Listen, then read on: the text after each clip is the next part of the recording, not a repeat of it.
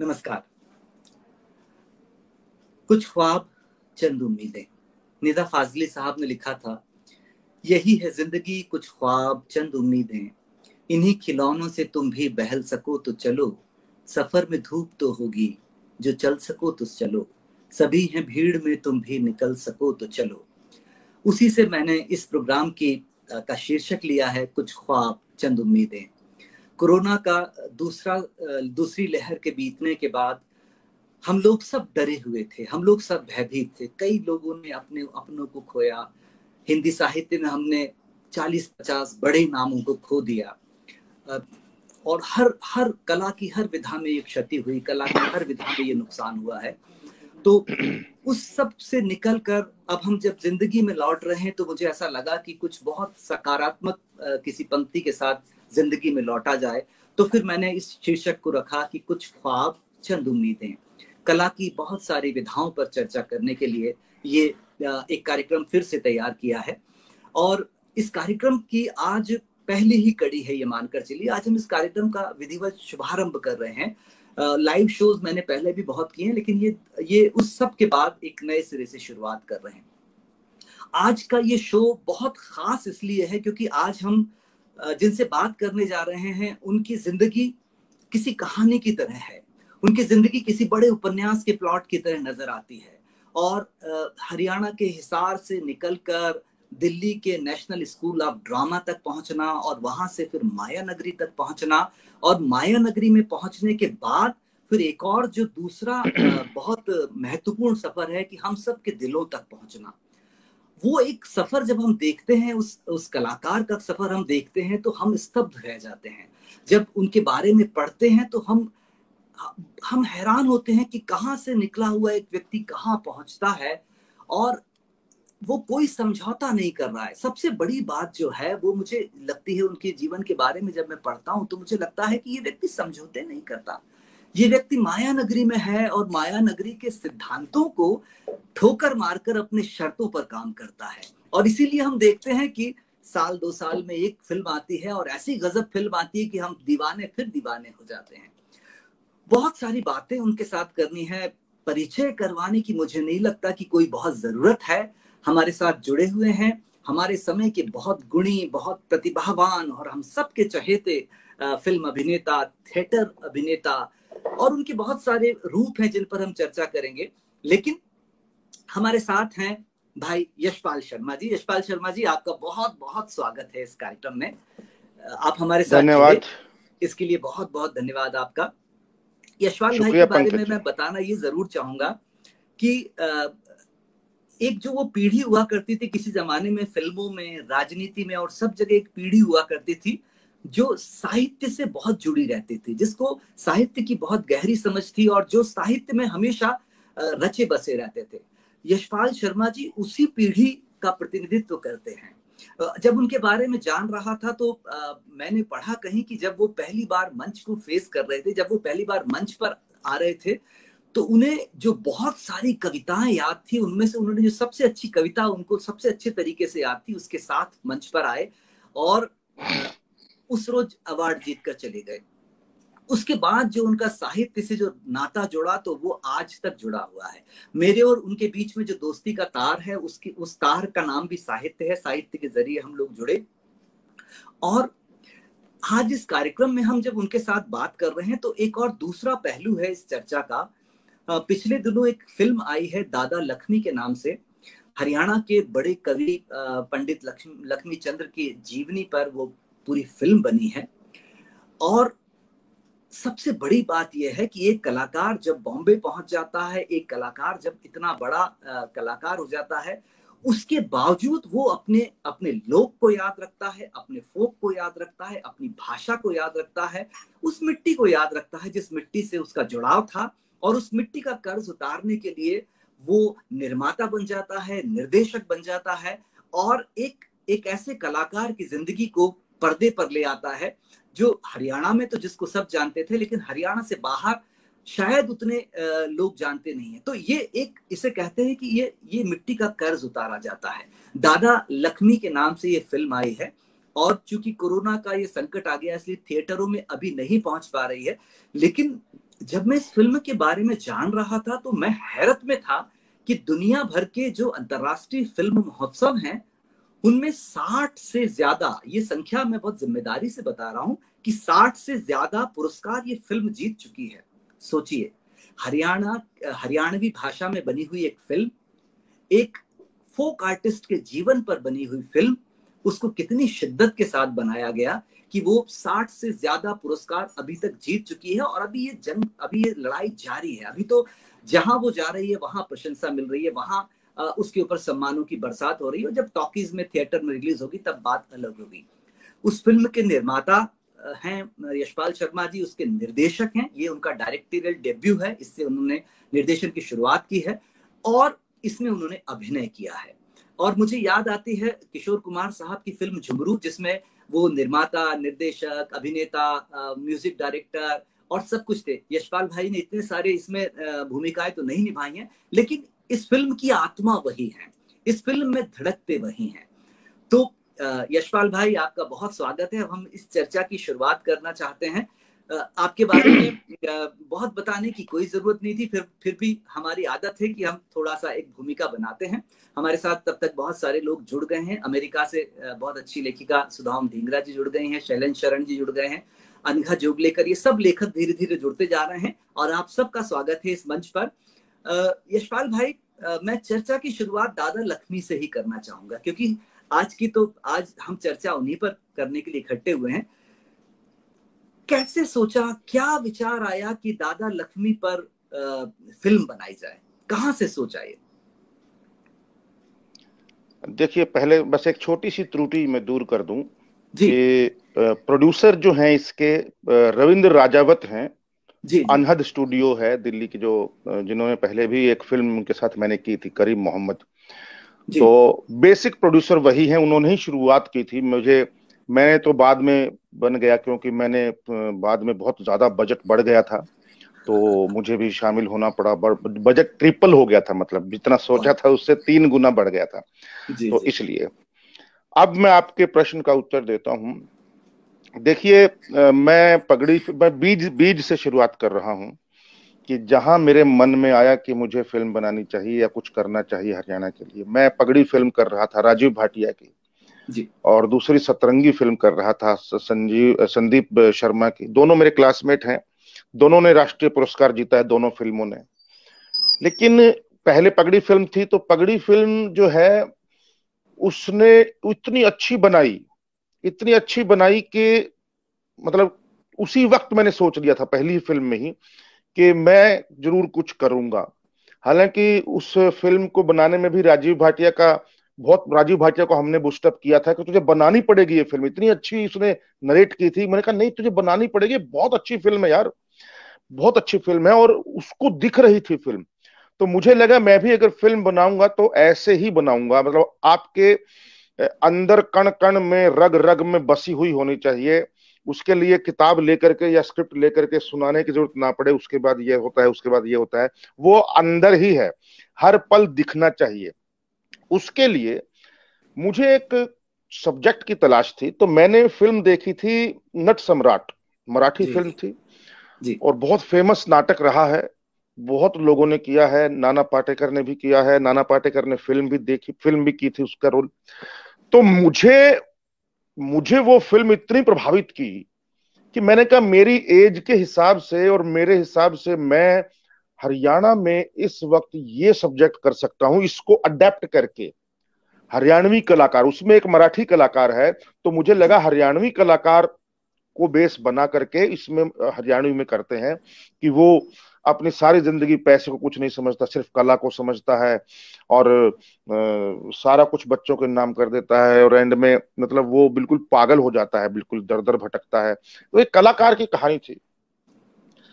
तो बिल्कुल सेम कहानी तो नहीं है, लेकिन मुझे राजू मान जी मिले बॉम्बे में एक बार। मैं एयरपोर्ट से सीधा वहीं गया उनके पास, मैंने कहा रुकिए एक बार मैं आ रहा हूं, क्योंकि राजू मान जी एक बहुत बड़ा नाम है हरियाणा में, as an actor, as a writer, as a lyricist, बहुत अच्छा काम करते हैं वो बहुत सालों से, मतलब 84 से मैं सुन रहा हूँ, चंद्रावल से उसमें भी रोल किया। तो राजू मान जी से मैं मिला तो मैंने उनको अपना आइडिया बताया ये। तो उन्होंने बड़े जोर शोर से कहा कि देखो, अगर तुम्हें बनाना ही है हरियाणा के ऊपर और ऐसा आर्टिस्टिक कुछ करना है तो पंडित लक्ष्मी चंद के ऊपर काम करो। और उन्होंने मुझे 2 सीन सुनाए, एक पहला सीन और एक आखिरी सीन, और मैं दंग रह गया। इतना अच्छा लगा मुझे। मैंने उसी वक्त मैंने बोला कि बस आप अब ये फिल्म लिख रहे हैं। मैंने कुछ 101 रुपए 101 रुपए मैंने कहा ये एडवांस है, अब आप इसको लिखो और ये फिल्म आपकी हुई है अभी। अब मुझे हालांकि बाद में हम दोनों ने मिलके ही काम किया, लेकिन उन्होंने पूरा जो बेस है पूरा सारा कुछ मुझे तैयार करके दिया। फिर उसके बाद जो डायरेक्टर की काट छांट होती है, ऊपर नीचे आगे पीछे, जो थोड़ा सा सीन कुछ काट ने हटा दिया या कुछ जोड़ दिया या कुछ डायलॉग, तो उस तरीके से किया। तो शुरुआत यहां से हुई इस आइडिया की। और फिर मुझे ऐसा भी लग रहा था कि मैं बनाऊंगा तो 100% दिल से बनाऊंगा। मैं ऐसा नहीं करूंगा कि एक इधर साइड में एक फिल्म बना के छोड़ देता हूं, ऐसा नहीं करूंगा मैं कभी भी। मतलब मैं ये नहीं बोल रहा हूं कि बाकी लोगों ने ऐसा किया, लेकिन मैं उसको और भी ज्यादा, जितना आज तक काम हुआ था हरियाणा के अंदर, उससे मैं सोच रहा था कि उसमें सबसे बड़ी कमी क्या लगी, 1-2 फिल्मों को छोड़ करके, चाहे वो सांझी ले लें या पगड़ी ले लें या सतरंगी ले लें, लाडो ले लें, कुछ फिल्मों को छोड़ करके 1-2 और होंगी, टेक्निकली बहुत वीक रही। टेक्निकली इतनी वीक रही, camera work, editing work, dubbing, ये साउंड, जो जितनी भी चीजें हैं ना, म्यूजिक बहुत अच्छा रहा सबका, म्यूजिक तो कमाल रहा मैक्सिमम फिल्मों का, बहुत सारी फिल्मों का, लेकिन टेक्निकल साइड बहुत वीक थी। तो मुझे बस यही लगा कि मैं एक बार, पहली बार टेक्नीशियन बाहर से लूंगा, बॉम्बे से लूंगा, और सारे नेशनल अवार्ड विनर और बहुत अच्छे, श्याम बेनेगल के साथ काम करने वाले, प्रकाश झा के साथ काम करने वाले, सब ऐसे लोगों को लिया मैंने। रुदाली की जो कॉस्ट्यूम की थी, नेशनल अवार्ड विनर माला डे, जयंत देशमुख जो प्रकाश झा और बहुत सारी फिल्मों के, आंखें वगैरह फिल्मों के आर्ट डायरेक्टर हैं, और ये अपने असीम सिन्हा जो पिछले 25 सालों से श्याम बेनेगल की फिल्म एडिट करते हैं, एफटीआई के बड़े सीनियर, और इस तरीके से ही पूरी टीम, उत्तम सिंह जी म्यूजिक के लिए, जो कि एक बहुत बड़ा नाम है, क्योंकि मेरी फिल्म ही म्यूजिकल थी। तो म्यूजिक डायरेक्टर कोई ऐसा होना चाहिए था जो फोक की भी समझ रखे और क्लासिकल की भी समझ रखे, एंड उत्तम Singh ji was perfect for this. तो इस तरीके से उस प्रोजेक्ट की शुरुआत, नींव रखी गई। अब दादा लक्ष्मी पर ही जब मैं पढ़ रहा था तो मैंने ये देखा कि उनकी जब मूर्ति बननी थी तब उनका चित्र भी नहीं मिला था कोई, कि जिससे कि मूर्ति ठीक से बन पाए। ऐसे में बहुत जाहिर सी बात है कि जब आप इस किताब के लिए उनकी मैं बस जीवन को बीच में थोड़ा सा जी डिस्टर्ब करूंगा। जी उनका चित्र इसलिए नहीं मिला क्योंकि उन्होंने कभी खिंचवाया ही नहीं। एक अंग्रेज ने जी उनके साथ फोटो खिंचाना चाहा था सांग के बाद, तो उन्होंने जी कहा था कि मैं नहीं खिंचवाऊंगा। तो उन्होंने पूछा था कारण क्या है, तो हाँ बोला श्री रामचंद्र, श्री कृष्ण और शिव जी के फोटो पैरों के तले रोल रहे हैं लोग, तो मेरा फोटो मैं नहीं रोलने दूंगा। क्या इसलिए उसने कभी क्या फोटो नहीं खिंचवाया है जी। शायद इसीलिए प्लीज, प्लीज इसीलिए करिए। फोटो नहीं मिला। तो जी जी। फिर ऐसे व्यक्ति के जीवन के बारे में सूचनाएं इकट्ठी करना और फिर उसको बहुत ऑथेंटिक रूप से उसको एक फिल्म में, क्योंकि फिल्म में आप ला रहे हैं तो आपको सब कुछ बहुत तथ्यपरक चीजें की जरूरत पड़ती है, तो कितना मुश्किल था उनके जीवन के बारे में सब सूचना एकत्र करना? नहीं देखिए, मेरा ये काम, बहुत सारी चीजें तो एकत्र की हुई है, बहुत सारी किताबें लिखी जा चुकी हैं इस पर, और जी जी बहुत सारे सॉन्ग भी लिखे जा चुके हैं, रागनियां भी लिखी जा चुकी हैं, और उनकी लाइफ के बारे में भी कुछ इंसिडेंट्स हैं, बहुत ज्यादा जी नहीं है, लेकिन जी बहुत कम है, लेकिन बहुत कुछ है लोगों के मुंह से सुना हुआ, लिखा हुआ। तो मुझे बस इतना करना था कि उसमें थोड़ा सा इमेजिनेशन भी डालनी थी, क्योंकि अगर मुझे एक लीप मिला है कि वो घर से भागता है, हर रोज हर 10वें दिन भाग जाता था, और हाँ वो हाँ पागल था सॉन्ग के लिए, म्यूजिक प्रोग्राम के लिए, सॉन्ग देखने, रागनी देखने, कंपटीशन, भागता था घर से बच्चा, बचपन से ही। जी तो मुझे लगा कि उसकी ये वाली चीज को पकड़ता हूं मैंने इंटरवल तक इसी को जी लेके चला मैं, भागने की, और इंटरवल में उसको भगा दिया परमानेंटली। तो ताकि वो घर छोड़ के फिर अगले डेरे में चला गया, जी गुरु मान सिंह के पास। तो इस तरीके से मैंने उसके बीच में काफी सारे सीन हम लोगों ने ऐसे लिखे जिसमें उसकी संगीत के प्रति।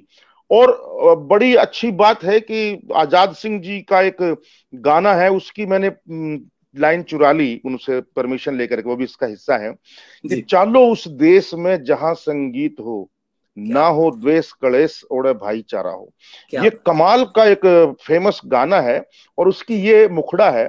और मुझे लगा कि हरियाणा में इस वक्त इस चीज की जरूरत है कि चलो ना उस दुनिया में चलते हैं जहां कला हो, प्यार हो, संगीत हो, एक दूसरे को हेल्प कर रहे हो लोग, भाईचारा हो, कोई किसी से द्वेष ना करे, कोई लड़े ना, किसी की टांग ना खींचे, किसी का कोई बुरा ना चाहे, काम करने दें कम से कम, अगर काम कर नहीं रहे हैं तो किसी और को करने दें। मतलब ऐसा इस तरीके की दुनिया मुझे लगता था ये सब इमेजिनरी है सब कुछ।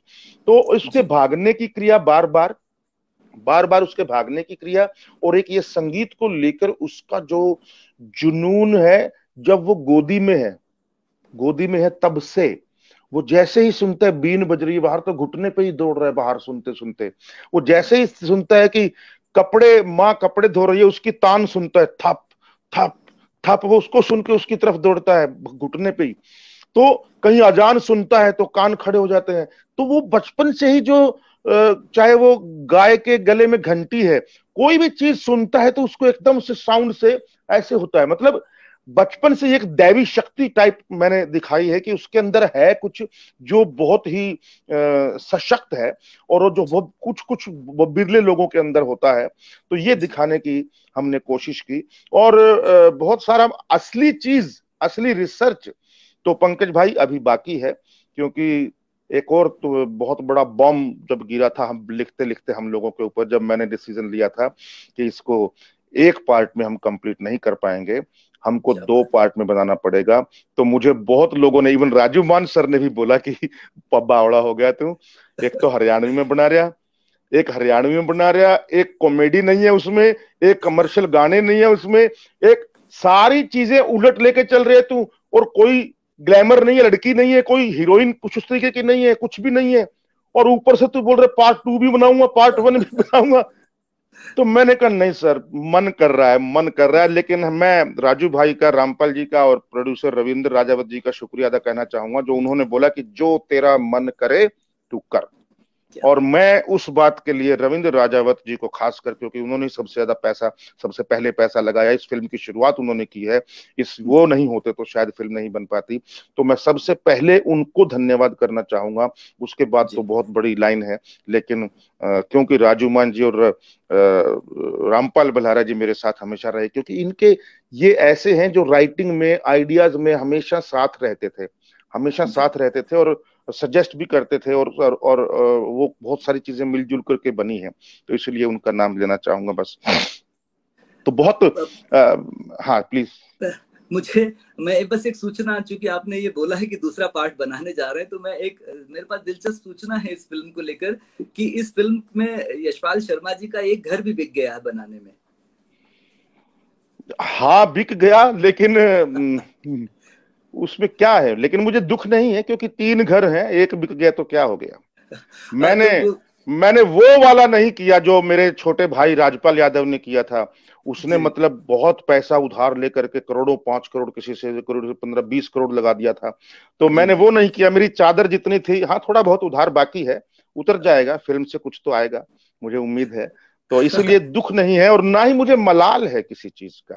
चाहे करोड़ों का काम छोड़ा होगा, चाहे वो 5 साल 5.5 साल में फिल्म बनी है, चाहे बहुत काम छोड़े होंगे, क्योंकि चाहे मैं जहां भी रहता था, जिस फिल्म में भी काम करता था, मेरे दिमाग में सिर्फ यही फिल्म चलती थी। सोते जागते, खाते पीते, उठते बैठते, उसी के ही सीन, उसी के ही विजुअल, तभी वो अंदर रगों में बसी है, नहीं तो बहुत मुश्किल होता है ऐसे। बहुत मुश्किल। मैं पहले हमारे दर्शकों को इसका एक पोस्टर दिखाना चाहूंगा। दादा लक्ष्मण का मेरे पास ये पोस्टर है, और ये फिल्म जो है, ये फिल्म अब बहुत जल्दी थिएटरों में आएगी। हम इस बात की उम्मीद करते हैं कि जल्दी थिएटरों में आए और हम इसे देख पाएं। यशपाल भाई, इस फिल्म के म्यूजिक को लेकर बहुत इंटरेस्ट मुझे जागा, क्योंकि जब मैं इसके बारे में पढ़ रहा था इधर उधर, तो एक तो सबसे पहले उत्तम सिंह जी, जो जिनकी इतनी ब्लॉकबस्टर मूवीज रही हैं, उत्तम सिंह जी का म्यूजिक है इसके अंदर, पहली बात। दूसरी बात, मैंने ये सुना कि आपने किसी गाने में रघुवीर यादव साहब से भी एक गीत गवा लिया है इसके अंदर, और इसमें बहुत सारे गीत हैं। तो ये सब चीजें मेरे मेरे जैसे संगीत प्रेमी के लिए तो इतना इतना अंदर से दिलचस्पी फिल्म को लेकर पैदा हो गई, विशेषकर संगीत सुनने को लेकर, कि वो सब जो आपने रचा है। और मुझे ये भी पता चला है कि आपने इस फिल्म का म्यूजिक रचने के दौरान 70 दिन तक तो आप लोग शायद म्यूजिक पर ही काम करते रहे दिल्ली में, और फिर 20-25 दिन का और शेड्यूल बनाया। तो मुझे लगा कि जब मैंने ये सब सूचनाएं देखी तो मुझे लगा कि कबीर ने सही लिखा था कि जो घर फूंके आप ना चले हमारे साथ। तो इसके म्यूजिक के बारे में बताइए, इसके संगीत के बारे में बताइए, और क्या ये सच है कि रघुवीर यादव जी ने गीत गाया है इसमें? जी, रघुवीर यादव जी ने गीत गाया है, जो कि लक्ष्मीचंद के गुरु थे, गुरु मान सिंह। उसकी आवाज के लिए मुझे एक सूफी वो चाहिए थे, आलाप, और वो चाहिए था, ताकि जिससे प्रभावित होकर के लक्ष्मी सुनता सुनता उसकी आवाज और मंत्र मुग्ध होकर चला जाए और उसी के बाद उसी का ही समर्पण कर दे। तो ऐसी आवाज चाहिए थी मुझे, और वो आवाज रघुवीर यादव जी के अंदर है, और उन्होंने बहुत अच्छा गाना गाया है, और कमाल सीन है वो। मेरे रोंगटे खड़े होते हैं अभी बोलते हुए भी, और इतना अच्छा। और आपने सही कहा, खैर सिर्फ म्यूजिक ही नहीं है, मैंने जहां जहां भी काम किया है मेरे से लोग थोड़े से इरिटेट हो गए हैं कि यार ये क्या चाहिए इसको, यार हे भगवान क्या चाहिए तेरे को भाई। तो चाहे वो एडिटर हो, चाहे वो डीआई वाले, साउंड वाले, म्यूजिक वाले, बीजीएम वाले, बैकग्राउंड म्यूजिक वाले, चाहे और कोई भी हो, एडिटर भी, और मतलब राइटर भी, राजू मान जी भी, मतलब हो गए भाई तू के चावा है, तू बता दे तो बहुत बहुत इरिटेट हुए हैं लोग। लेकिन मुझे इतना पता है कि अंत तक भी एक शब्द भी अगर गलत हुआ है तो मैंने उसको डबिंग की है दोबारा से जाकर के, मैं इसको ठीक से करो। और वो बाकायदा मैं दिल्ली आया हूँ, और मैं सिर्फ 6-7 लाइनों के लिए डबिंग करने बॉम्बे से दिल्ली गया हूँ, उनको बुला करके उनकी लाइनें डब करके फिर मैं वापस आया हूँ। फिर इस तरीके से कहीं भी मैंने कंप्रोमाइज नहीं किया है, 1% भी। तो 70 दिन, 69-68 डेज हमने वहां बैठे थे दिल्ली में एक स्टूडियो में उत्तम सिंह जी के साथ। और मैं आपको बता दूं, जब मैं हरियाणा के 1-2 सिंगर्स के पास जब ये लेकर गया था कि ऐसा एक गाना है सूफी, और उसमें मशीनें नहीं चाहिए, सारे ओरिजिनल इंस्ट्रूमेंट होने, उसमें क्या पूरी फिल्म के अंदर ओरिजिनल इंस्ट्रूमेंट चाहिए गानों में मुझे, सारंगी, बांसुरी, ढोलक, तबला, और ये जितने भी इंस्ट्रूमेंट है पुराने वो सारे चाहिए। लेकिन वो क्या बोलते हैं, उससे मशीन से उसमें उससे नहीं करना है म्यूजिक। तो ना मेरी तरफ देखते थे और ऐसे हंसते थे कि आज के जमाने में कैसे कैसे लोग हैं यहाँ। तो मैंने कहा नहीं कोई बात नहीं, और मैंने वही किया सर। उत्तम सिंह जी ने भी मेरा साथ दिया, बोले कि ये बहुत कमाल की बात है, आजकल करते नहीं है लोग, बड़ा आसान तरीका है, बस उसमें से ढोलक की आवाज निकालो भाई, हाँ सब कुछ मिल जाता है। तो उत्तम सिंह जी ने किया वो, और 2 शेड्यूल रखे दिल्ली में, और फिर उनको करने के बाद फिर एक शेड्यूल अपना यहाँ रखा उन्होंने। उसको रिवर्ब करना होता है, और उसके बहुत सारी ट्यूनिंग करनी होती है, सुर बिठाने होते हैं, वगैरह वगैरह सब कुछ किया उन्होंने। फिर उसके बाद हम लोग एक कम से कम भी 15-16 दिन लोनावाला में उनके घर पे बैठे, एक घर उनका बंगलो वहां भी है उत्तम सिंह जी का, वहां बैठे, वहां पर बैकग्राउंड म्यूजिक किया, और वहां बैकग्राउंड म्यूजिक करने के बाद फिर इधर आकर के फिल्म के साथ उसको जेल किया तकरीबन 17 दिन। और उसके बाद जो इंस्ट्रूमेंट में कमियां थी उन इंस्ट्रूमेंट वालों को बुला करके, आप ये मानिए कम से कम भी 110 दिन, 120 दिन हम कम तकरीबन हमने सिर्फ म्यूजिक के लिए खर्च किया है।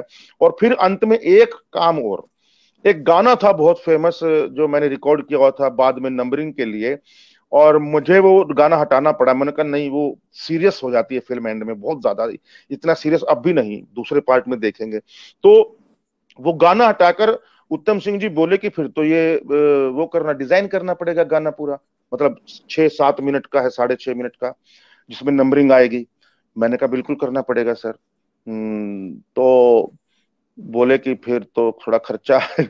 मैंने कहा सर जो मर्जी हो सर, अभी करना तो पड़ेगा ही, कुछ भी हो जाए नया करेंगे और अच्छा करेंगे। तो बोला ठीक है। तो वो 4-5 दिन बाद अचानक मेरे को फोन आया उनका, यशपाल कमाल की धुन आई है एंड के लिए, मजा आ गया, बहुत अच्छी बनेगी। मैं कहा चलो सर बुला लो, काम करते हैं। तो सारे इंस्ट्रूमेंट बुलाए गए, सारंगी हो, ढोलक हो, तबला हो, ये बांसुरी हो, और हारमोनियम वगैरह जितने भी इंस्ट्रूमेंट उसमें चाहिए थे सारे इंस्ट्रूमेंट बुलाए, और कोरस बुलाया, लेडीज और जेंट्स, और कोरस बुला करके 7 दिन सिर्फ उस 6 मिनट के म्यूजिक में लगाए गए, 7 दिन, और उसको कंप्लीट किया गया। फिर धीरे धीरे उस तरीके से इसका म्यूजिक कंप्लीट हुआ, बीजीएम कंप्लीट हुआ। फिर उत्तम सिंह जी ने बोला कि इतने कमाल के गाने बन चुके हैं पंकज भाई, ये एक क्रांति होने वाली है, मतलब बहुत चंद्रावल में या किसी किसी फिल्मों में इतना अच्छा म्यूजिक आया है जो अब एक बार फिर आएगा। और मुझे खुशी है कि ये म्यूजिक जो भी सुनता है, जो भी सुनता है, वो मतलब किसी और दुनिया में चला जाता है। और बहुत ही बढ़िया अच्छा एक इसका एंड रहा। तो बस यही है कि लोगों को भी पसंद आए, अभी ऐसा लग रहा है। वो बिल्कुल ये क्योंकि जो जिनके ऊपर आप बना रहे हैं उनका जीवन पूरा संगीत था। जो हमारे सुनने वाले कुछ कंफ्यूजन हो रहे हैं, सांग एक्चुअल में जो स्वांग होता है शायद वही सांग हो जाता है हरियाणा जी में बिल्कुल बिल्कुल बिल्कुल जी। तो वो स्वांग की स्वांग बहुत बड़ी स्वांग हाँ, स्वांग जैसे कोई बहरूपिया स्वांग रचता था, जैसे जी स्वांग, स्वांग मतलब हाँ नौटंकी, नौटंकी करता था, तो नौटंकी, स्वांग, सांग, ये सब एक जी ही चीज है। जी और बस हरियाणा में ये है, स्वांग बोलते हैं उसको, जो सांग जी हरियाणवी में सांग हो जाता है, जी जिसमें जी पंडित लक्ष्मीचंद का बहुत बड़ा नाम है। जी जी जी मतलब ये कह लीजिए कि father of folk father theatre. इसके जी अलावा उनके तो जाट मेहर सिंह, मांगेराम जी, दयाचंद माइना, और जी कुछ कुछ और रहे हैं जिन्होंने, धनपत जी, जिन्होंने जो मेजर मेजर रहे हैं। लेकिन एक बहुत लंबी लिस्ट है इनकी, बहुत जी कमाल जी का काम करने वालों की, but father of music and song जो है पंडित लक्ष्मीचंद को माना जाता है। बहुत सारे नाम उनको मिले हुए हैं, हरियाणा का शेक्सपियर, हरियाणा का कबीर, सूर्य कवि, और वो भविष्यवक्ता भी थे, ऐसा भी मैंने कहीं पढ़ा, और हरियाणा के कालिदास कहे जाते हैं। तो ऐसे मुझे जब आप इस फिल्म के संगीत की तैयारी के बारे में बता रहे थे तो मुझे याद आ रहे थे शैलेंद्र, और याद आ रही थी तीसरी कसम। उन्होंने भी ऐसे ही पागल होकर उस फिल्म को बनाया था। तो मुझे लगता है कि आपने भी इस दादा लक्ष्मी फिल्म को बनाते समय एक जुनून तो था ही, लेकिन वो एक पागलपन के रूप में आप पर सवार था। और जो मैंने पता किया है कि आर्टिस्टों के चयन से लेकर और एक एक छोटी छोटी चीज पर आपने खुद काम किया। और एक एक किस्सा मैंने कहीं पढ़ा है, वो आपसे जरूर पूछना चाहता था कि आपके बचपन का रोल करने के लिए आपके बेटे का नाम बार बार सुझा रही थी यूनिट, और आपने उसको नहीं अप्रूव किया। वो क्या किस्सा बिल्कुल था? बिल्कुल, इवन मेरे राइटर राजू मान जी ने भी और सब लोगों ने बोला कि इससे बढ़िया चॉइस है ही नहीं, कमाल का जी एक्टर है, और तेरे साथ रंग भी मिलता जुलता, वो भी मिलता है, और इतना एज भी कमाल की, सही, और क्या चाहिए। तो मैंने कहा नहीं, आत्मा हरियाणवी नहीं है, क्या बात है, क्या क्योंकि बात आत्मा जो है हरियाणवी चाहिए। और मेरे लिए बड़ा इजी था लॉन्च करना मेरे बच्चे को, क्योंकि तकरीबन 55% फिल्म उस बच्चे की है। आप सोचिए, बताइए। बहुत बड़ा ब्रेक है, बहुत बड़ा ब्रेक है। अमेरिका में उसको अभी बेस्ट चाइल्ड आर्टिस्ट का अवार्ड मिला है, बहुत ही प्यारा काम किया है उसने, जी योगेश वत्स ने। तो ये किस्सा ऐसा ही है। और इसके अलावा एक और भी बात है कि किसी प्रोड्यूसर ने मुझे 5 करोड़ का ऑफर किया था कि मेरे बेटे को, जो यंग वाला लक्ष्मी है, बड़ा वाला, जी वो वाला रोल दे दीजिए, तो मैं पैसा लगाने को तैयार हूँ, सारा जितना भी हो, 5 करोड़ तो मिनिमम। तो तो मैंने कहा था कि मुझे पैसों से नहीं, पैशन से फिल्म बनानी है, क्या और पैशन से बनाई है। और बहुत बच्चे थे दोनों रोल के अंदर, मैं मुझे मुझे हो नहीं हो रहा था। 5 बच्चे फाइनल किए थे मैंने इसमें, छोटे लक्ष्मी के रोल में, और कम से कम भी 9 लड़के फाइनल किए थे बड़े लक्ष्मी के उसमें, लेकिन आई वॉज नॉट सेटिस्फाइड। मुझे ऐसा लग रहा था कि मैं किसको लूं, किसको ना लूं। योगेश वत्स से बढ़कर कोई हो नहीं पाया था। और जितना देसीपन उसके अंदर था, और जो गाने की एक समझ थी म्यूजिक की, वो बहुत कमाल की थी योगेश वत्स के अंदर। और जो हितेश है लड़का, वो सारे हो गए। तो मैं, रामपाल बल्हाराज, राजू मान जी द्वारका दिल्ली में बैठे थे, और अचानक से फोन आया कि मैं बॉम्बे आया हूँ, मैं मिलना चाहता हूँ ऑडिशन के लिए। मैंने कहा बेटा ऑडिशन तो खत्म हो गए, अभी तो हो गया सब फाइनल। अभी तक फाइनल नहीं हुआ था हालांकि मतलब 8-9 लोग थे, उनमें से करना था मुझे फाइनल। तो बोला नहीं सर, मुझे मुझे देना है इंटरव्यू, आप कुछ भी करिए, मुझे एक बार बस मिल लीजिए, मैं देना चाहता हूँ इंटरव्यू। ये लड़का मुझे मिला था पहले एक बार पवन शर्मा के स्टूडियो के बाहर। तो उसने बोला था कि मैं रामजी बाली के साथ थिएटर करता हूँ, मैं जैसे ऐसे। तो उसने मुझे वीडियो भी भेजे थे कुछ अपने, तो मुझे अच्छे लगे थे, लेकिन उतना वैसा नहीं, क्योंकि सीरियल थे वो, और बहुत कोई सिनेमा नहीं था, कोई ऐसा कोई बहुत एक्स्ट्रा ऑर्डिनरी काम नहीं था, पर शक्ल ठीक थी, अच्छी थी।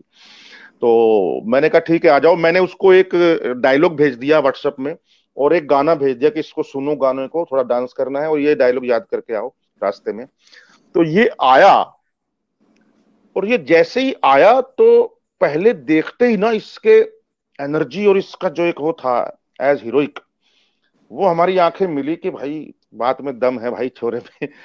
फिर इसने डांस किया गाने पे, हमने गाना चलाया तो कमाल किया इस बंदे ने, मतलब बिना किसी जाने, बिना ट्रेनिंग के उसकी उसके अंदर आत्मा थी, वो जज्बा था। और फिर उसने डायलॉग जब सुनाया तो थोड़ा सा कमाल और भी हो गया। बस उसकी अंग्रेज हरियाणवी थोड़ी सी वीक थी, हल्की सी, लेकिन वो हरियाणा का ही है, जी जी। तो फरीदाबाद का। तो मैंने कहा हरियाणवी थोड़ी सी ठीक करनी पड़ेगी, अदरवाइज ठीक है, मैं तेरे को कल बताता हूँ। जैसे ही ये गया, हम तीनों ने हाथ मिलाए कि मिल गया लक्ष्मी।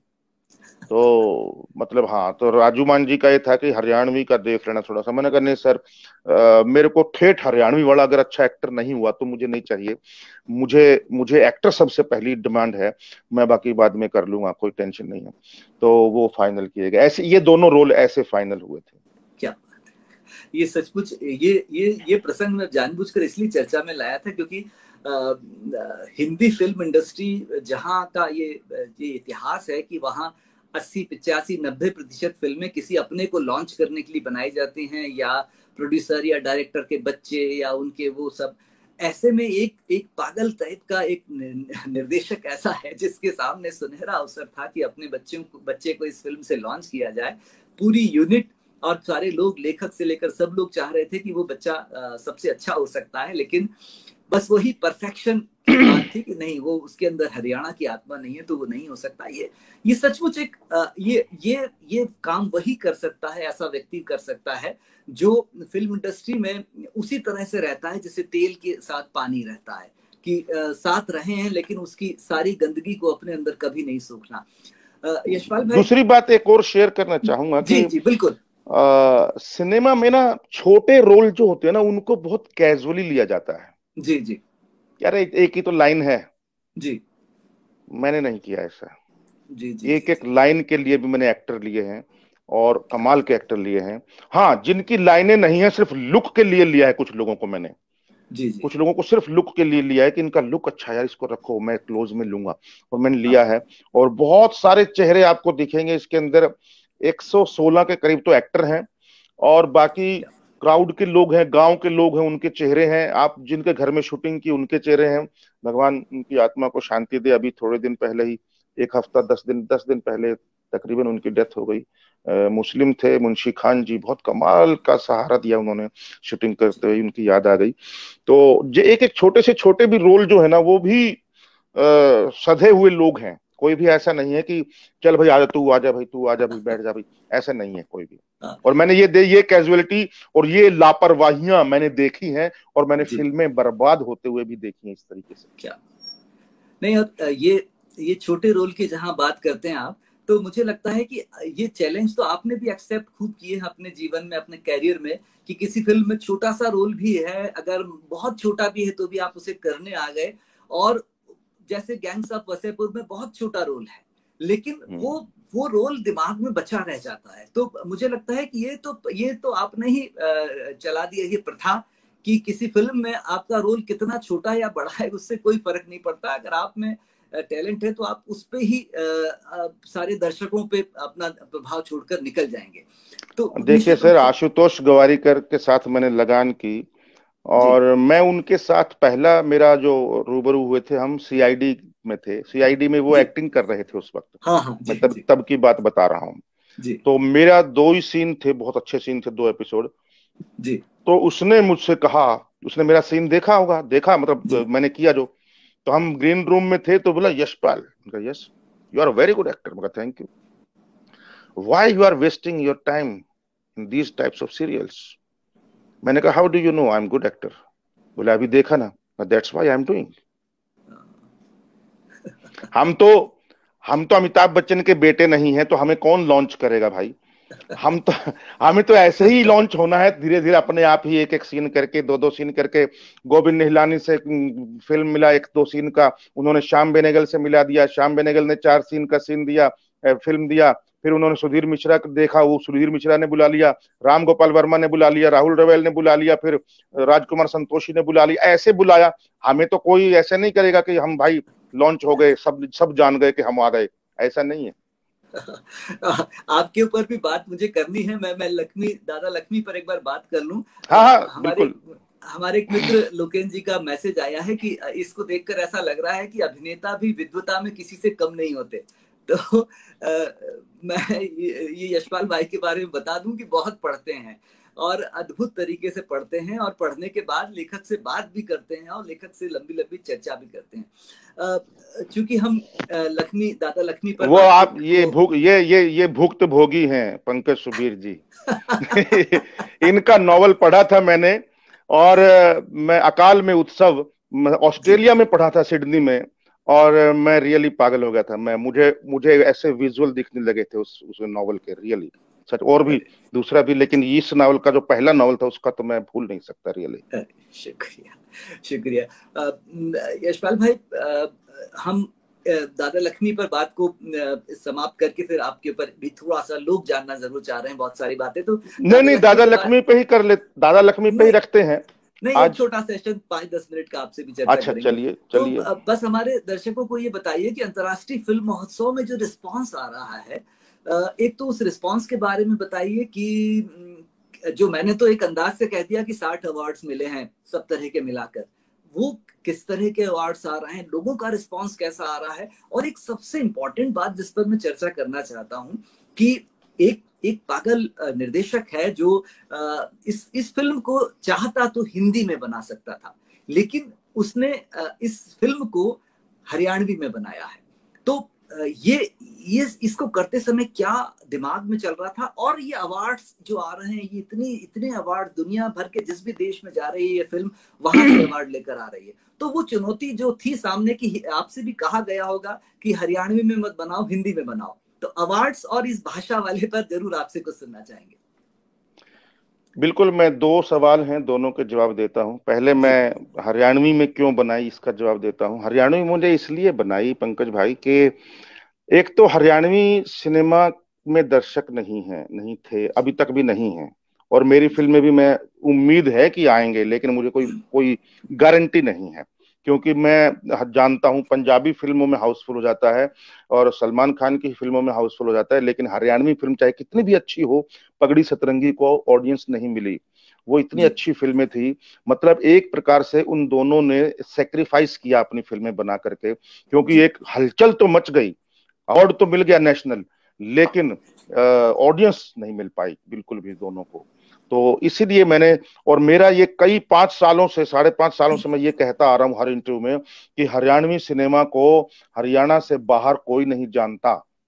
तो ये जो सिर्फ एक पगड़ी फिल्म थी जो बाहर कुछ देशों में गई थी, 30 देशों में जो उसको अवार्ड मिले हैं, लेकिन उसके अलावा किसी भी फिल्म को कहीं भी कोई, अगर गोवा के फेस्टिवल में या मामी में या केरला में या मणिपुर में या आसाम में या बंगाल में, हरियाणवी सिनेमा में कौन सा सिनेमा है, क्या है, एक किसी को चंद्रावल का पता होगा कि चंद्रावल थी, एक हिट हुई थी, क्योंकि उसने वो एक सिल्वर जुबली हुई थी, गोल्डन जुबली हुई थी।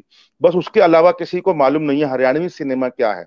लेकिन मेरा ये आज आज मेरा ये कहना था कि पूरी दुनिया के अंदर जाना चाहिए, हरियाणवी सिनेमा जाना चाहिए। और मेरा सपना था कि बड़े होर्डिंग बॉम्बे के अंदर ऐसे लगने चाहिए जैसे पंजाबी फिल्मों के लगते हैं, क्यों नहीं लग सकते हमारी फिल्मों के। तो मेरा इस तरीके का एक ड्रीम था जो मेरे को लगता था कि हो सकता है। लेकिन मैं जानता हूं बहुत मजाक समझा गया, क्योंकि कोई भी चीज की शुरुआत होती है तो मजाक ही लगती है, क्योंकि पहले कई लोग ट्राई कर चुके होते हैं और पास शायद फेल हो गए होंगे या नहीं, या कोशिश उस तरीके की नहीं की गई होगी, या उस तरीके की बड़ी सोच शायद नहीं रखी गई होगी। इतने साल हो गए हरियाणा को बने हुए, और इसीलिए बोल रहा हूँ 66 में 1 नवंबर 1966 को हरियाणा बना था, या 45 से ही पंडित लक्ष्मीचंद तो 45 में डेथ हो गई थी, लेकिन उसकी उनके ऊपर बनाने का इतना इस बड़े लेवल पे किसी ने सोचा नहीं। तो मैं यही कह रहा हूं कि हरियाणवी सिनेमा को, जैसे पंजाबी सिनेमा है, तमिल सिनेमा है, मलयालम सिनेमा है, असमी सिनेमा है, ये जो सिनेमा है, इस तरीके से हरियाणवी सिनेमा को क्यों नहीं जाना जाता पूरी दुनिया में और इंडिया में। तो पहला मकसद तो यही था। तो दूसरा, जहां तक अवार्ड्स की बात है, आपने बिल्कुल 100% सही बोला है, ये संख्या बिल्कुल सही है। और ये साल के एंड तक, साल के एंड तक क्या 3 महीने में 4 महीने में ये सेंचुरी भी पार कर सकती है, क्योंकि मैंने बहुत बहुत हजारों अवार्ड फंक्शन फेस्टिवल होते हैं, और अभी तो खैर ऑनलाइन है तो बहुत चल रहे हैं। तो मैं ये जानता हूं कि 2 फेस्टिवल इंडिया के थे, 2 फेस्टिवल। पहला फेस्टिवल था राजस्थान इंटरनेशनल फिल्म फेस्टिवल, जहां हमारी फिल्म को बेस्ट म्यूजिकल फिल्म का अवार्ड मिला। फिर India International Kashi Indian International Film Festival award, कीफा, एक अवार्ड फंक्शन जो दिल्ली में हुआ, गाजियाबाद में हुआ, उसमें उसमें हमारी फिल्म को 4 अवार्ड मिले, best actor, best supporting actor, और बेस्ट फिल्म, और बेस्ट डेब्यू डायरेक्टर। तो 4 अवार्ड। उसके अलावा जितने भी अवार्ड अभी मिल रहे हैं, जितने भी मिले हैं, सारे विदेशों से मिले हैं, और इंटरनेशनल, वो भी इंटरनेशनल तो सारे ही हैं, वो फेस्टिवल वहां से मिल रहे हैं। उसमें से मैं समझ सकता हूं कि हो सकता है कोई कुछ फेस्टिवल छोटे हों, लेकिन उसमें मेरे एक गांव में जिस बच्चे ने रोल किया है, गांव के बच्चों ने, क्योंकि सारे गांव के लोग हैं सारी फिल्म के अंदर, कोई भी बॉलीवुड एक्टर नहीं है, मतलब राजेंद्र गुप्ता और मेघना मलिक को छोड़ करके कोई भी इतना एस्टेब्लिश्ड एक्टर नहीं है उस फिल्म के अंदर। तो आप जो, मैं ये सोचिए, जो खरखोदा गांव में, जो हांसी गांव में, जो हांसी, इस तरीके, हांसी मेरी डिस्ट्रिक्ट में, इस तरीके के छोटी छोटी जगहों से जो लोग निकले हैं, उनको पता चलेगा कि हमें फ्रांस से अवार्ड मिला है, हमें इटली से अवार्ड मिला है, हमारी फिल्म को यहां से मिला है, उनके दिल की खुशी का सोचिए। तो ये जो फिल्म है, मैं समझ सकता हूं कुछ बड़े फेस्टिवल भी हैं, कुछ छोटे भी हैं। कांस तो सबसे बड़ा फेस्टिवल है। कांस में मेरी फिल्म रिजेक्ट हो गई थी, लेकिन उन्होंने फिर मुझे एक ऑफर दिया था, कि जो कि ऑफर सब है कि कुछ पैसे डाल करके, वो एक मार्केटिंग सेशन होता है जो कि सारी दुनिया ने किया है यहां से जा करके। लेकिन इस बार ऑनलाइन था, वो फिजिकल नहीं था, तो इसीलिए इस बार ऑनलाइन था। उसमें मेरी भी फिल्म थी कांस के इस हिस्से में। तो मैं, आई एम लकी के 9 तारीख को, 9 मई को, 9 जून को मेरी फिल्म दिखाई गई वहां पर।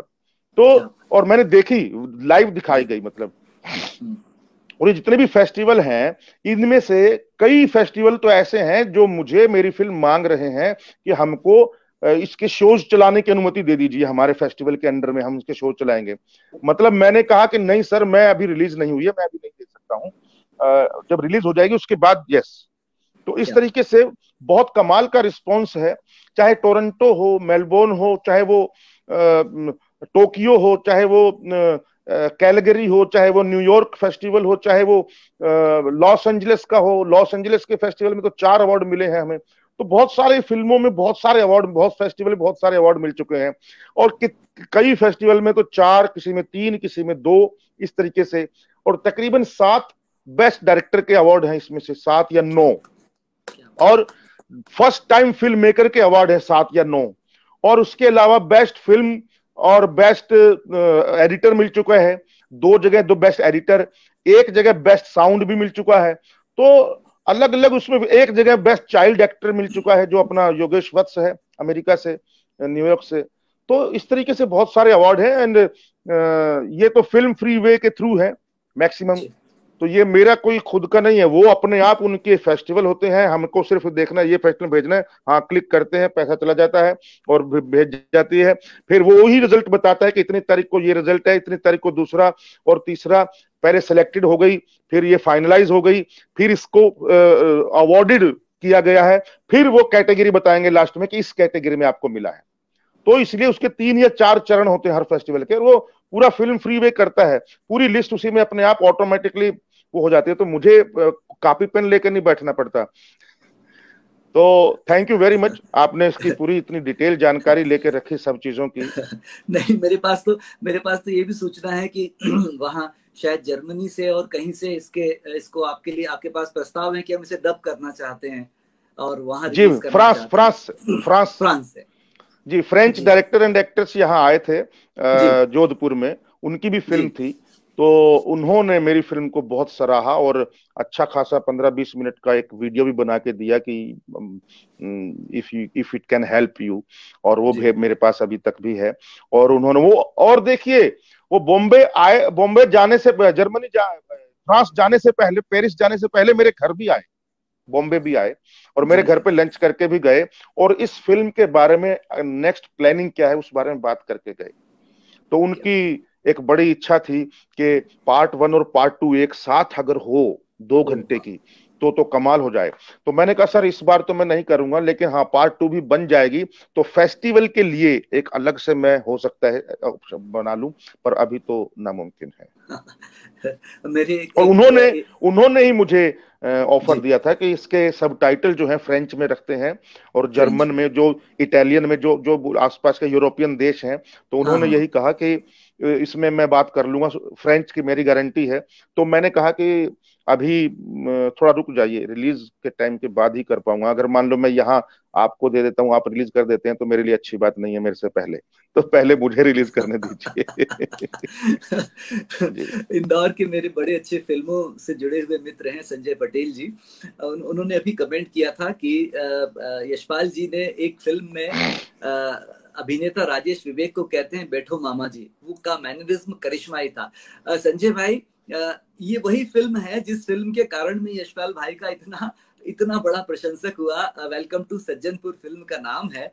और यशपाल भाई वो मोटरसाइकिल लेकर आते हैं और फिल्म के हीरो के साथ अद्भुत तरीके से संवाद है, और वो संवाद दिमाग में ऐसे बस गए हैं कि वो जब भी कभी मैं बहुत दिमाग ऐसा होता है कि बहुत नर्वस हूं या ठीक नहीं है दिमाग, वो उतना सा सीन चलाकर देख लेता हूं और फिर अपने अंदर को बहुत पॉजिटिव एनर्जी मिल जाती है। तो संजय जी, वो फिल्म वेलकम टू संजयपुर है और वो अद्भुत अद्भुत रोल है।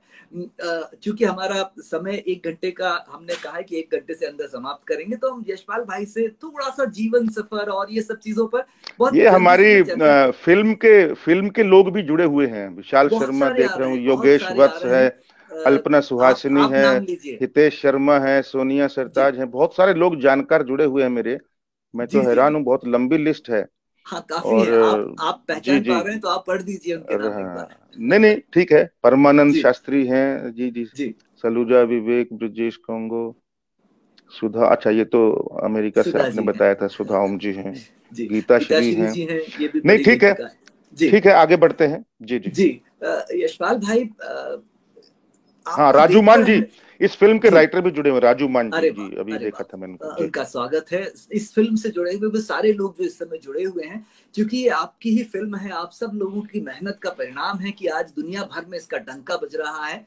और मैं कहता हूं कि इस देश में 2 तरह की चीजें होती हैं, एक सरकारी चीजें होती हैं और एक असरकारी चीजें होती हैं। तो ये असरकारी चीज है और इसीलिए इसका डंका सारी दुनिया में बज रहा है। सारी दुनिया में इतने अवार्ड्स, ऐसा लगता है जैसे आसमान से सितारों की तरह अवार्ड्स इस पर बरस रहे हैं। और ये मुझे लगता है कि ये उस जुनून को पहचान मिल रही है, उस जुनून को एक स्वीकृति मिल रही है कि अच्छी चीजें स्वीकार की जाती हैं। यशपाल भाई, हम लोगों की एक बड़ी शिकायत आपसे है कि कम फिल्में क्यों करते हैं, इतना सिलेक्टिव होकर करते हैं। मैंने आपके बारे में पढ़ा कि आपने तो जिस समय आप बहुत स्ट्रगल में थे और जब आपने कहीं लिखा है कि मेरे पास जिस दिनों पैसे भी नहीं थे मुंबई के स्ट्रगल के दौर में, तब आपने एक बड़ा डेली सोप जो था उसको रिफ्यूज कर दिया था। शायद सुधीर सुधीर मिश्रा जी का था। सुधीर मिश्रा जी का वो, फर्ज। तो ये सब क्या है? कैसे कर पाते हैं आप ये सब? सर मतलब हमको इस बात की समझ आ चुकी है कि सोने के लिए 6 फीट जगह चाहिए, और खाने के लिए 2 रोटी, और रहने के लिए एक छत चाहिए। क्या बात बाकी सब तो मोह माया है। जितना ज्यादा ले लो उतना ही कम है, इसकी भूख कभी खत्म नहीं होती है। और कितना भी ले लो, कितना भी कमा लो, और आगे आगे बढ़ना, और आगे आगे बढ़ना। हमको इतना पता है कि हमारे मरने के बाद, और कोरोना में तो खास कर ये बात समझ में आ गई है कि सिर्फ हमारा काम और हमारा नाम रह जाएगा, और कुछ नहीं रह जाएगा। हमारे कर्म रह जाएंगे, हम क्या कर्म क्या किए हैं, हमने क्या थे। नहीं तो यहाँ अच्छे अच्छे भलों भलों को लकड़ी नसीब नहीं हुई है सर।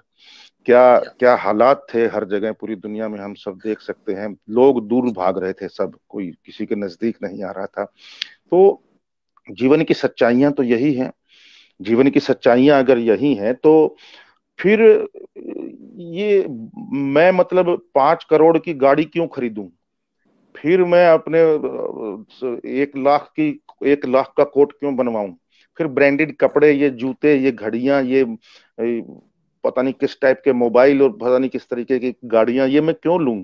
ऐसा बंगलो, मतलब जिसमें रहना तो इतने से 4 कमरों में है परिवार को, तो मैं इतना बड़ा बंगलो, आइलैंड खरीदूं, क्यों खरीदूं?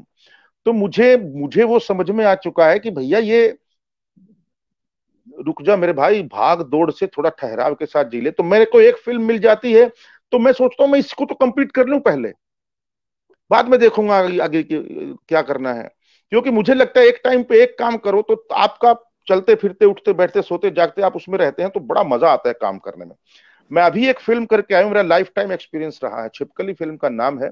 और मैं अभी बंगाल में करके आया हूँ, और पूरा डूब करके करके आया हूँ। मतलब एक लेखक क्या का रोल है आपका। जी। हाँ, और मुझे मुझे पता है, छिपकली, छिपकली नाम है छिपकली, जी जी, छिपकली। चलिए, छिपकली। हम आपके बारे में फिर कभी बात करेंगे। छिपकली के बारे में बताइए कि आप एक राइटर का रोल कर रहे हैं, क्या है वो? सर एक राइटर है जो कभी माओवादी था, जी। और उसके विचार बहुत क्रांतिकारी हैं, और वो सच्चाइयां लिखता है, इसीलिए वो बिक नहीं पाता है ज्यादा। और वो बिक नहीं पाता है तो मुझे ना कई बार आपकी बड़ी याद आई इस करते करते, कि आपने इतनी इतनी सच्चाइयां ऐसे लिखी हुई है ना। मतलब मैं क्या बताऊं आपको। तो ऐसे राइटर था एक। जी। और वो पगलेट राइटर था, मतलब जी। पगलेट राइटर था। मुझे मजा आ गया करने के अंदर। मैंने अपनी पूरी बॉडी लैंग्वेज, अपने सफेद दाढ़ी, दाढ़ी ओरिजिनल दाढ़ी वाड़ी, बाल वाल सब बढ़ाए मैंने 3 4 महीने। क्या बात। और फिर मैंने उसको किया उसमें डूब करके। और इसमें डायरेक्टर सबका बाप पागल, मतलब ऐसा पागल ही नहीं देखा मैंने जिसको कभी नींद ही नहीं आती है, जिस जो हमेशा सोचता रहता है, जो हमेशा मतलब बीड़ी पी करके पता नहीं कैसा कैसा। मैंने ऐसा डायरेक्टर नहीं देखा आज तक। कौशिक कार नाम था उसका, और उस बंदे और उसकी टीम जो थी, जो एक एक जुझारू लोग। और बीहड़ में कहीं, मुर्शिदाबाद के बहरमपुर में, ये बॉम्बे के लोगों को तो मतलब मैं कह रहा हूं कि कसम से ऐसा ही कई बार साउथ में भी नजर आता है। वो जुनून, वो काम करने के अंदर एक ईमानदारी, शिद्दत, चाहे वो स्पॉट बॉय हो, चाहे वो कोई भी हो, अपने अपने काम में लगे हुए हैं। एक ही आदमी 10 काम कर रहा है। मतलब बहुत, वहां जाकर के वो मेरी कहावत सिद्ध हो गई कि सिनेमा पैसों से नहीं, पैशन से बनता है। और वहां मैंने असली पैशन देखा है, जो बहुत कम फिल्मों में नजर आया है। कई जगह सोफिस्टिकेटेड पैशन है, थोड़ा सा संभाल के, जैसे लगान के अंदर अनुशासित पैशन था, या और जी। भी गंगा जल के अंदर, या और भी कई फिल्में, अब तक 56 के अंदर। लेकिन वो जो पैशन था वो रॉ था, देसी, देसी पैशन। मतलब मैं तो हैरान होता था। और मैं बहुत कुछ सीख के आया वहां से। और ये एक योगेश भारद्वाज एक एक्टर है हमारे ही साथ में, जी। 2 ही कैरेक्टर हैं उसमें, एक छोटा एक रोल है, और एक तनिष्ठा करके एक लड़की है जो बीच में आती है। और बाकी जो है वो सब गानों में है, और उस राइटर की इमेजिनेशन है। तो बड़ा बड़ा मजा आ गया करके, मतलब इतना ऐसा लगा कि बहुत दिनों के बाद, मूसो मूसो के बाद मुझे लगा कि yes, I have done something good. क्या और उसका पोस्टर मैंने देखा, पोस्टर बहुत अच्छा है। उसमें से केवल आंखें आंखें दिख रही हैं और थोड़ा सा चेहरा दिख रहा है। निश्चित जी रूप जी। से आपको हम अब लोग उस याद पोस्टर रखते में हैं। वो चीज समझ में नहीं आ रही है। मैंने बोला था उनको कि जी। वो जो सफेद सफेद उड़ रहा है वो उसके कागज हैं, अच्छा, वो कुछ लेखनी नहीं के, है हाँ। स्पष्ट। वो कागज है, वो समझ नहीं आ रहा है। अगर वो समझ आते तो और अच्छा लगता पोस्टर। और मैंने अच्छा मैंने लगता। बोला था, यस। जी जी। नहीं, आपको तो हम लोग आपको हम उन्हीं कैरेक्टर्स के लिए याद रखते हैं कि वो लगान का छोटा सा कैरेक्टर, गैंग्स ऑफ वसेपुर में एक कैरेक्टर, और या फिर जब आप अपहरण।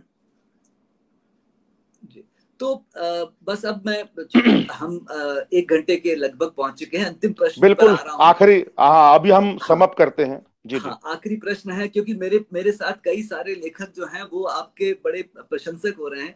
तो अब मैं सीधा ही प्रश्न पूछता हूं कि हिंदी में भी निर्देशक के रूप में हम यशपाल शर्मा को जल्द देखेंगे? 100%, बिल्कुल, क्यों नहीं। बस। अमिताभ जी, अच्छा मतलब आप ये पूछिए कि अंतरराष्ट्रीय सिनेमा करने के बाद क्या हिंदी सिनेमा करोगे? ये मत पूछिए कि हरियाणवी करने के बाद। आप ये बोलिए कि एक अंतरराष्ट्रीय फिल्म तो आपने कर दी है, अब क्या वही हिंदी वही में क्योंकि नहीं, बिल्कुल करूंगा। मेरा हिंदी, हरियाणवी, पंजाबी, ये फिल्में तो राजस्थानी, ये 3 लैंग्वेज तो मैंने सोची हुई है, इसमें जरूर करूंगा मैं कुछ ना कुछ, चाहे वो मिक्स हो चाहे वो अलग अलग हो, बहुत जरूरी करूंगा, क्योंकि ये तीनों मेरे क्षेत्र में आते हैं और मेरे ही, मैं इनमें ही जिया हूं, पला हूं, बड़ा हूं, इसीलिए। जी जी, नहीं बिल्कुल बिल्कुल, हिंदी में भी हम बहुत इंतजार करेंगे कि आपका कोई बहुत महत्वपूर्ण इसी तरह की फिल्म, क्योंकि जिस जिस जुनून से आपने फिल्म बनाई है, जिस पागलपन से आपने दादा लक्ष्मी जैसी फिल्म बनाई है, और आपकी पूरी टीम के लोग जो यहाँ जुड़े हुए हैं, आप सबके लिए मैं केवल तालियां बजा सकता हूँ और कुछ नहीं कर सकता हूँ कि जिस शिद्दत से फिल्में बनाई हैं, मुझे लगता है कि ये फिल्म एक खाती के रूप में है, उन लोगों के लिए एक सबक है जो कि कहते हैं कि मार्केट के हिसाब से समझौता करना पड़ता है, दर्शकों के हिसाब से समझौता करना पड़ता है। नहीं, वो सब कुछ नहीं है। अगर आप गुणवत्ता की मशाल लेकर चल रहे हैं तो आपको कहीं किसी समझौते की जरूरत नहीं है। आप केवल और केवल गुणवत्ता पर काम करिए। दादा लक्ष्मी जो जो अवार्ड मिल रहे हैं और जो जिस तरह से प्रशंसा मिल रही है, वो सब इस बात की पुष्टि करते हैं कि अंततः आपका जुनून और आपकी गुणवत्ता जो है वो आपको आपको वही विजय दिलवाता है। हम जैसे लोग जो यशपाल भाई के बड़े प्रशंसक हैं, चाहे वो 1084 की माँ में किया गया उनका छोटा सा वो हो, या फिर गंगाजल जैसी फिल्म जहां जहां जहां के लिए वो सर्वश्रेष्ठ खलनायक के कई अवार्ड जीत चुके हैं, और फिर वहां से Singh is king, welcome to Sajjanpur, और उसके बाद एक और महत्वपूर्ण फिल्म जिसके बारे में कभी उनसे चर्चा करूंगा, फणीश्वर नाथ रेणु की फिल्म की कहानी पर बनी फिल्म पंचलेट।